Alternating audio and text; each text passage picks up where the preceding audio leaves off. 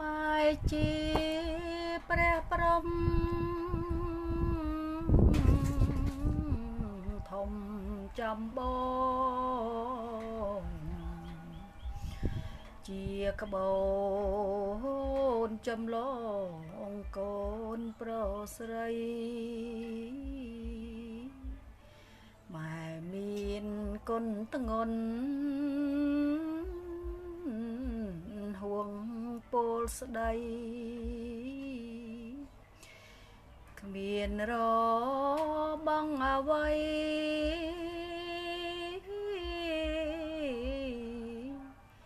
ប្រៀបប្រមា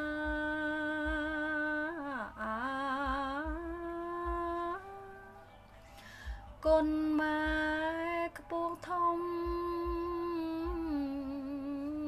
ហួង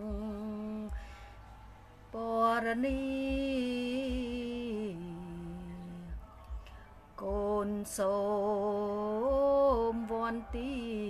អ្នកបាំងសកាចង្គង់ក្រាប់លុតអោនសេរសាសូមម៉ែមេត្តា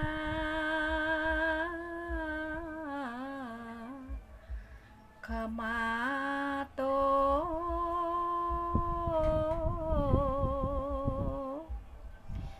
ទីមួយកូនខំឆ្កងផ្នែកផ្លូវចិត្ត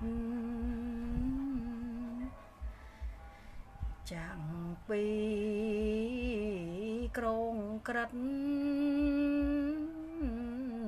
សូមសណ្ដងចិត្តខ្លាំងខ្លោញខ្លៅខាងខំសូមម៉ែសណ្ដងត្រាប្រណី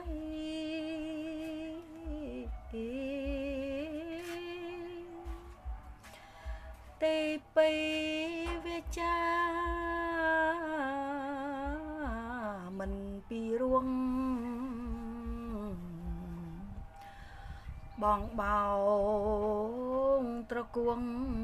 ហួងពោស្ដីកុំរួងកំរើឆ្លើយអវជ័យសូមម៉ែអភ័យ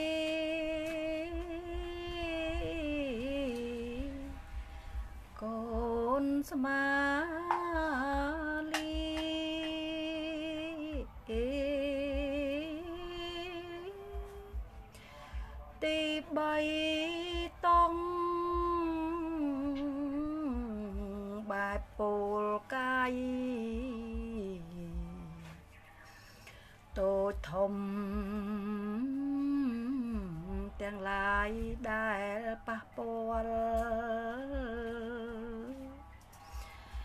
ជ្រុងជ្រុលហួងហែមិនល្អជីសូមម៉ែកង្រណាត្រាប្រណី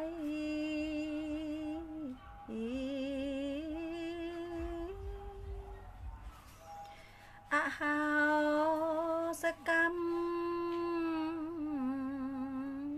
បញ្ចប់ពីកំហុងនានាទាំងចាំងថ្មីទងដោយចេតនាឬអត់ក្តីស សូមរួចពីថ្ងៃ